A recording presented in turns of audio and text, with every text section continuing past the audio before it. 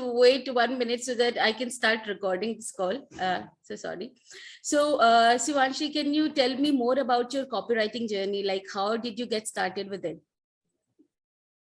So honestly, I was one person who never knew that writing is embedded in me. Okay. I have been working since I started my first internship in 2016.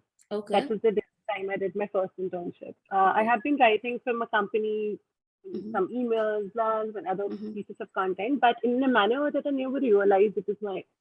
can be a full-time job as well. Okay. But so I was working as a customer success manager with a company based Okay. out of US, Mm-hmm. and I was a full-time employee there. But during the lockdown, I realized that I have something else that I should really move forward with. And being Okay. from a business background, I had that's in my genes, I would say, where yeah, I have to start something of my own. I cannot keep working for someone else from my life. Okay. So then during the time I realized that I do a lot of writing stuff, Mm-hmm. be it for my own thing or be it Mm-hmm. company I'm working with. Mm-hmm. From there, I saw a couple of videos. I actually Mm-hmm. got an advertisement on Facebook Mm-hmm. regarding a seminar, and Mm-hmm. I joined the seminar. Then I did a course in copywriting. There, I Mm-hmm. was introduced with the word copywriting itself. Mm-hmm. Then I was like, okay, this is something I'm very much interested in. So I left Mm-hmm. my job, and then Mm-hmm. I started as a Mm-hmm. full-time freelance copywriter. Mm-hmm. Okay, okay. So it's an Yeah. amazing journey, I must say. So can you tell me, like, many people, face confusions regarding, finding their niche, right? It is confusing for me. It was confusing for me as well. So people who are starting out with, copywriting as their niche. So what do you have to say to them? So when honestly, to start with, a lot of people don't even recognize how important choosing a niche is. Mm-hmm. The fact is, yes, you have to go into every niche, but you have to start somewhere. Mm-hmm. So actually, according to me, the first step is to start. Start Mm-hmm. whatever you get. You Mm-hmm. get a fashion brand, you get an e-commerce brand, you Mm-hmm. get a SaaS company, you get a hospitality company. Just start. Okay. Start with something. The Mm-hmm. second step is to actually explore.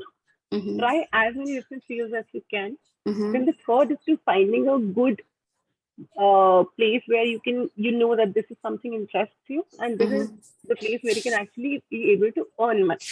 Okay. Because if I talk about fashion industry, okay, Mm-hmm. as a kind of like I started my journey in fashion Mm-hmm. industry, and I Mm-hmm. slowly and gradually figured out that SaaS and B2B are more of my thing. Okay. So when I started with fashion, I realized that I like writing about fashion, but people are not ready to pay for it. So Mm-hmm. I couldn't actually move forward with it. So you have to Okay. find a sweet spot in between and understand where is the good mixture of both money Mm-hmm. and your interest. That's Okay. where your niche is.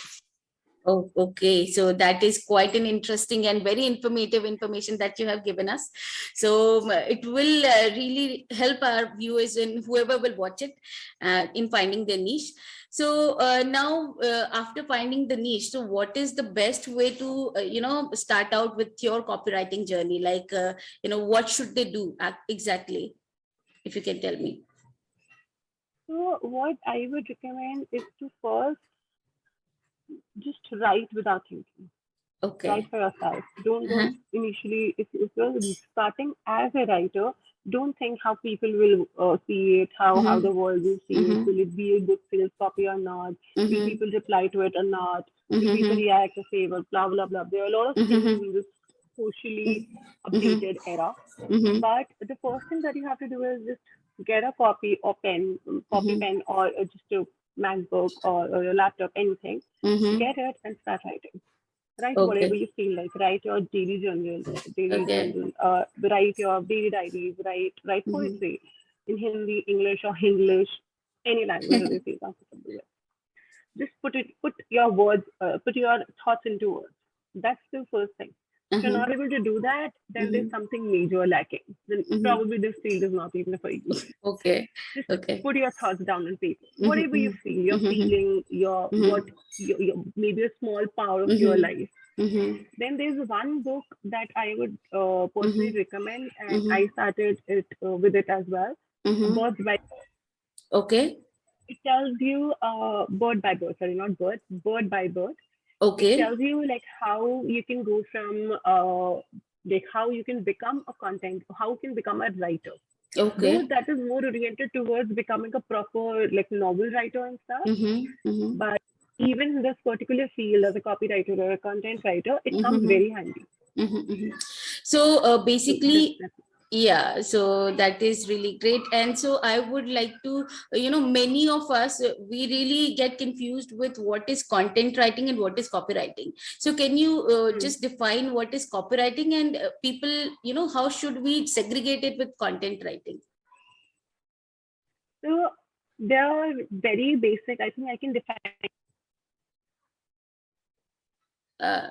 Sorry, I am not able to hear your voice. Just a minute. If Am I audible properly? Yes, Without you are it? audible. Yes, you are audible. Yes. So, do you want to start the recording again? So I think, yeah, it's recording only. So everything is into recording. Yeah. So what I was saying is I can actually define the difference between copywriting and content writing with two simple facts. Okay. First is in copywriting, we we always charge project wise. Okay. Copywriting is something, even if we are writing short content, because the shorter the content is, the higher the time and energy put a lot of thoughts into one short. Not charge per word basis. Whereas in content writing, it is usually charged per word basis, or like that's a usual thing that people go forward with. Okay. That's one. The second is content writing is written with the purpose of putting the content out. There's nothing else. Okay. In copywriting, it has to have a call to action. It's not just that anything has been written out of nowhere that will like the topic, wrote about it. It is about, we know that people are searching for it, and then we want them to take an action. We just don't want to leave the website. We just don't want to just scroll and go away. Either we want them to comment, or maybe visit a profile on website, or maybe sign up. Totally depends on the business model. But yeah, call to action is the second thing that actually differentiates copywriting with content writing. Okay. So that is very important piece of information that even I will apply to myself and to my profile as well.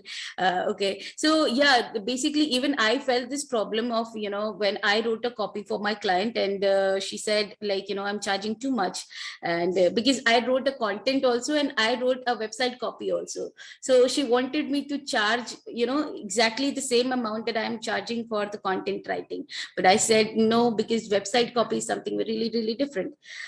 But so this is so now is my next question to you. So how do we One thing that I would like to add there is, I think that's the third point I somehow missed. With copywriting, it is not just about putting words. The reason why it is copywriting is because it generates something, because we have a call to action. That call to action generates something. Either they generate or they generate money, anything, but it generates something out of it. Okay. Or subscribers. And especially, like, for example, how you stated, one of your clients said that website copy, like you definitely tell them this is the face of your brand. Okay, if I mess it up, you're gonna be screwed. So you cannot play around with me. I cannot play around with the website copy. Because like in an online world, like every social media we are available on, that's the face. That's it for us. So when it comes to website, we cannot just put anything out there. Yeah. So similarly, that's a good justification to go along with. Okay, right. I can write it, but don't expect that sort of time from me then. Yeah. So tell me, so what, according to you, should be the charges that the newbies should charge? Like if they are writing a copy, or maybe ad copy or website copy. So what are the charges that they should, start with? If you have any. So honestly, no one will ever define that. No one will ever give you straight away number. Okay, you go for a website copy, charge this much. Okay.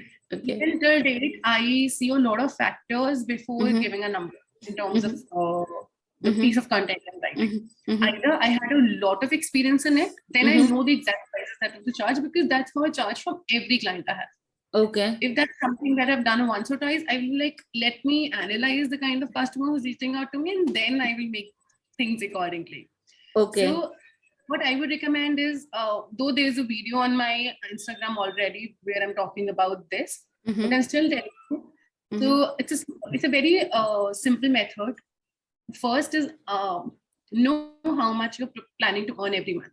Okay. Putting a very down number. So let's say you're planning to earn 60,000 every month. So that comes out approximately, no, not exactly that much. So you're planning to earn 60,000 per month, and you're working 24 days, 8 hours a week, 8 hours a day, right? So you have to find what is the hourly price that you need to charge to reach that goal.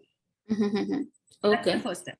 Okay. Then the second step is to actually, let's say a client reaches out to you, and if you feel that you're very good at it, then multiply that. If you found out that your per hour charge is 1,000, and you see that the kind of client who has reached out to you, you have an expertise in that, double the price. Maybe put it 2,000 per hour. Maybe put it 3,000 per hour. Okay. So the trick here is not to ask them per hour basis, but this is hardcore for you to understand. Okay. Like how much should I charge? And similarly, when a client with a niche comes in and you don't have a expertise in it, you can charge maybe 700 per hour, maybe 600 per hour. Per hour. Okay, so we have to charge per hour, right? So you have answered one of. Okay. So maybe I have understood it wrong. Yeah. I'm not recommending to charge per hour. What I'm recommending, I told you, right? This is for an internal analysis. Okay. It is hardcore for you. Let's say if you walk up to me and I charge 1,000 rupees per hour, for example. Okay. You walk up to me and you say, okay, I want you to write an ad copy. And it takes you 1 hour to write that ad copy. And I have an expertise in that. So what I will say, okay, I'm going to charge 2,000 for you. I'm not going to say it will take me 1 hour. So I have to give, you have to give me this much. I charge that much for it. Because I know it will take me 1 hour and I have an expertise in that. Okay. Yes. So this is a very good mantra that I will follow. Definitely. Okay. So now that we have got the information of how can we charge and how can we price our services. So can you tell me what is how can we write a good copy? Exactly. What is the difference between a good copy and a bad copy? If you can tell me. There's just one difference, which copy works. That's okay. Yes. Yeah. If people are liking it, if it is working, it is good. If it are not liking, it is not working, it is a bad copy. Okay. Yeah, that is in one point. Yeah, that summarizes it all. So tell me, if we are writing a copy, so are there any basic principles that we need to follow or something? So how can we educate ourselves, what is trending, and how should we educate ourselves into refining ourselves? So one thing that I personally feel is very important is doing the research about the company and then researching about the competitors. Both the things. Okay. I feel if you just move forward with any one of these as well, you miss on a lot of content out there. So it's important to know what your competitors are writing, what the company competitors are writing, and it is important to know that what the company has been carrying in terms of vision and vision, in terms of how they put out their content. Okay. So it's important to understand before jumping. So that's setting up a base. That's okay. It. Yeah. So thank you for all the information that you gave me. So tell me that, is there any tool that we can use for copywriting, improving our copywriting or, while writing, copies for our clients? Any tools? So improving as in terms of what? A lot of people face with they must be very good with like creative, they may be very creative person, but they lack with their communication skills, and copywriting is all about communication, right? So many people back out because they think that they can't speak really good English. So is there any tool that can help them out with their creativity, as well as they will be assured that what they are writing is not grammatically very poor, or it will work for their clients? So for grammar precisely, Grammarly and Hemingway can always be used, Okay. because Grammarly majorly for grammar and Mhm. making sure that your commas and everything is fine on Mhm. place. And Mhm. and when it comes to Hemingway, it is majorly helpful when you are looking understand that how difficult the copy is in terms of readability. Will a 6-year-old child, with a Mhm. 6th class old child, will be able to understand that or not? Mhm. So that's what is important. And when it Okay. comes to creativity, Mhm. I mean, once you read a lot Mhm. and if you take a 24-hour break, you get a Mhm. lot of things to write automatically. Mhm. That's one. Then the second I feel that can be helpful is a tool called Peppertype, Okay. which help you peppertype.ai, which can help Okay. you to generate ideas for blogs, for Twitter tweets, like or for the Okay. Twitter, for Uh-huh. Facebook, for Uh-huh. Instagram. It can help Mhm. you generate a lot of ideas. Mhm. Mhm. If you have given a good description about it, like maybe a 2 to 3 liner description along with the Mhm. title, it can Mhm. generate you multiple ideas and you can go about it. And the good part is it's a freemium. So you get Okay. around, I think, 10,000 words for free. Oh, After okay. that, you have to pay for it. So 10,000 words is a lot. Yeah. So for people who are just starting out, this tool can really help them out. Yeah. Yeah. Yeah. So like I have run out of questions now, so there is one question that I really want to ask, is that, I have seen your Instagram profile, and you are doing really amazing in that. Yeah, I have seen your posts, so they are really great. So tell me, like, how can we not run out of our content, and how can we make sure that we are able to put content every day? So what are the mantras that you follow in order to keep your social media updated? So I will be honest, I am not the only mind behind my content on social media. Okay. I have a content writer who helps me out with everything. Okay. But we still follow a very similar pattern in terms of looking for content. Okay. So it's very simple. The multiple methods. Mhm. The one that is my favorite is basically engage. Okay. Engage with people, Mhm. with people who are doing similar stuff than you. Okay. So you don't need to copy paste. No, that's not what I'm recommending. What I'm recommending is to majorly just Mhm. see what other people are posting. So Mhm. let's say Mhm. if you're a copywriter, and if I engage a lot with your Instagram handle and you on a personal level, Mhm. I might get a lot of ideas from the kind of content that you have written. Mhm. So it's not just that you have to copy paste. No, don't do that. Be original. Come up with your own ideas. Mhm. Sometimes, like some of the ideas that I've written are original. I Mhm. started with something. There was some piece of content which talked about Mhm. copywriting recipe. Mhm. It was a little tweaked. Like in that Instagram, like in that post itself, we Mhm. understood how copywriting is similar to cooking. Okay. It was a very, I don't know, weird, unique. I don't know what it was, But but I liked how I wrote it. so this is a different idea altogether. So yeah. So there is one. This is the last question. Okay. So No worries. Ask me a question. okay, so basically what happens is, when you start posting on social media, so what happens is people forget the track of time, and they worry a lot about it, what to post, and it's not growing, and there is kind of a rat race that is, you kind of get jealous, and being, your followers are not growing and their followers is growing. So how to maintain that healthy relationship with your, with your mental health and everything? So if you can tell me something about it. Social media is part of life. It's not your life. I have Mhm. seen people who have 400 followers or maybe 200 followers, or even they're not on Instagram and they're earning lakhs of rupees through internet. Mm-hmm. Mm-hmm. So it's not, you don't know what the people are carrying. I mean, Mm-hmm. in today's world, I Mhm. know like a lot of things just are being shown and then doesn't actually Exist. are there. Yeah. Yeah, they don't exist. Mhm. So that's the whole point. That's the first one. Understand. It's Mhm. not important if you're able to see it actually exists in the backend. Mhm. No. I, on a personal level, when I started in March, Mhm. like February as a Mhm. copywriter, Mhm. and I properly started on Instagram from month of April. Mhm. month of April, I realized, like, firstly, understand, are you a social person? I'm not. I cannot be socializing all over. Like, still, I am on a sort of person. I ask my team that, okay, if there's some important message that I need to take care of, move it to primary. Otherwise, I won't be reading it. I won't be reading it. I don't like socializing when it comes to be talking to people without faces. That's not me.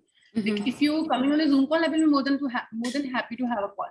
You're coming in person, let's chit chat. I can chat for hours. But when it comes to Instagram, I'm like, no, I cannot type. That's not me. So some people are just not you. That's all right. Initially, I tried a lot that I just keep online. I still have some tasks every day from Google. Like, you have to engage on Instagram. I don't. I cannot.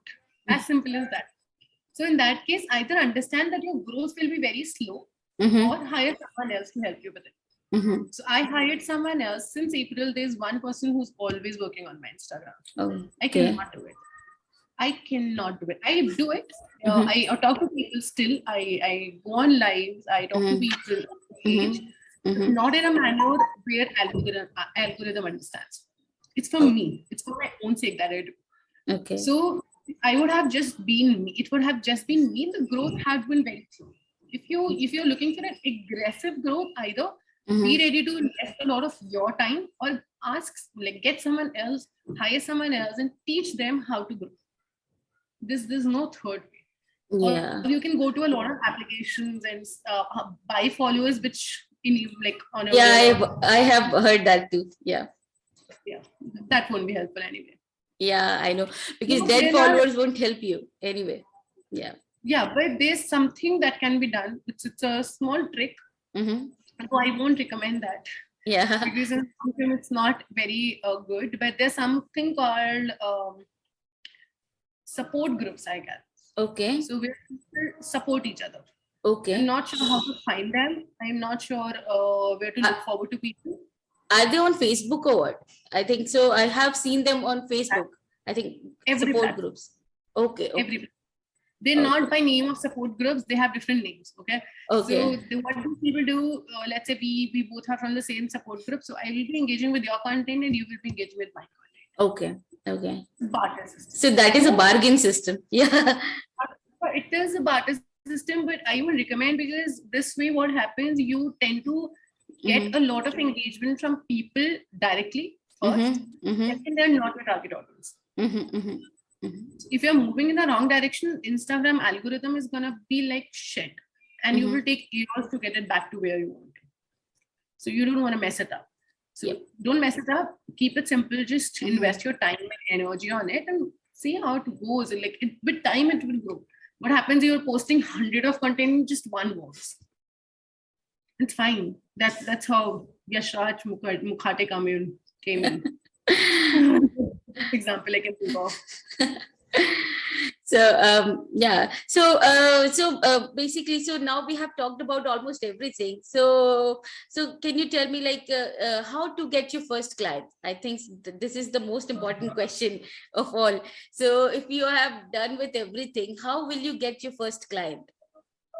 So if I would have started now, honestly, it would have been much easier than it was back then. Okay. Yeah, of course, you gain experience, and that is something no one can take from you.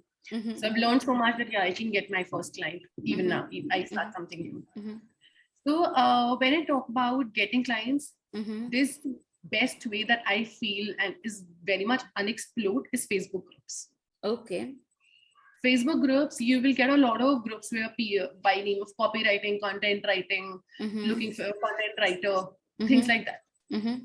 On those groups, apply for Facebook jobs. The worst part about these places is just one. These people are not ready.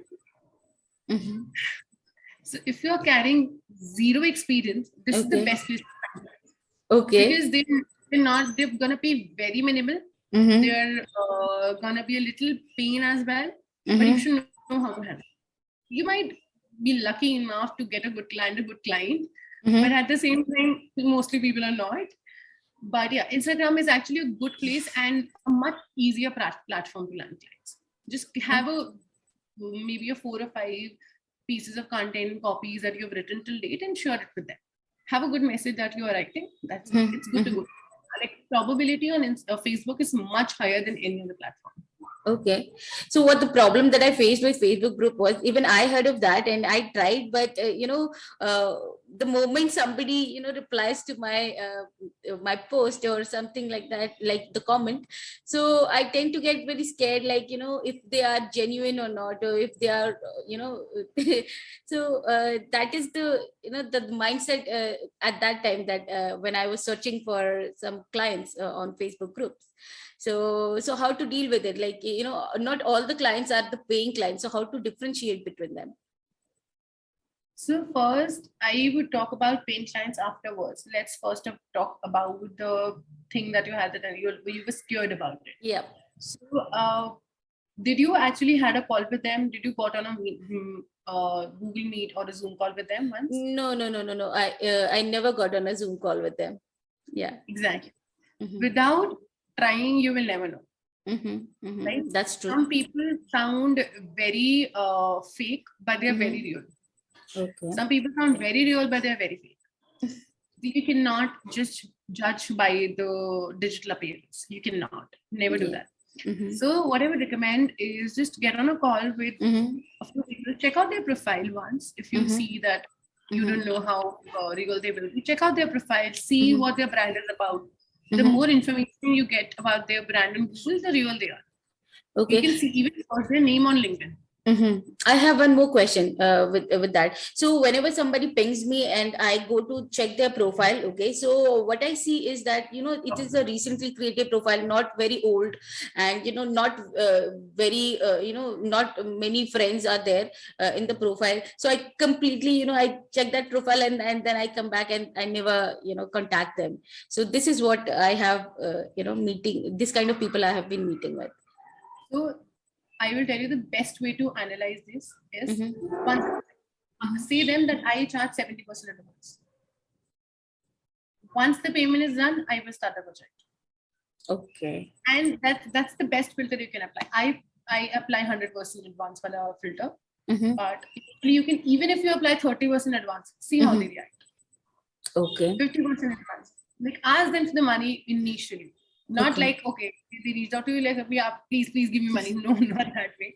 Have a quick conversation. Tell them this is my work. If they ask you, let's go ahead. Say them, okay, I'm gonna 50% advance. That's how I work. Or maybe 100% advance. Up to you. How much you think you will be ready to pay. If they're not ready to pay now, they won't be paying you afterwards as well. So that's Kick them out. Yeah, so that was really amazing information that you gave us, and especially I had all my doubts clear with you, so thank you for joining in today and sharing such these kind of information which are really helpful for me as well as for the newbies that are starting with copywriting.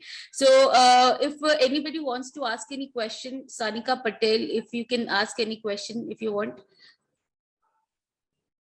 Are you there? If anybody has any questions, you can ask, or we'll be wrapping it up.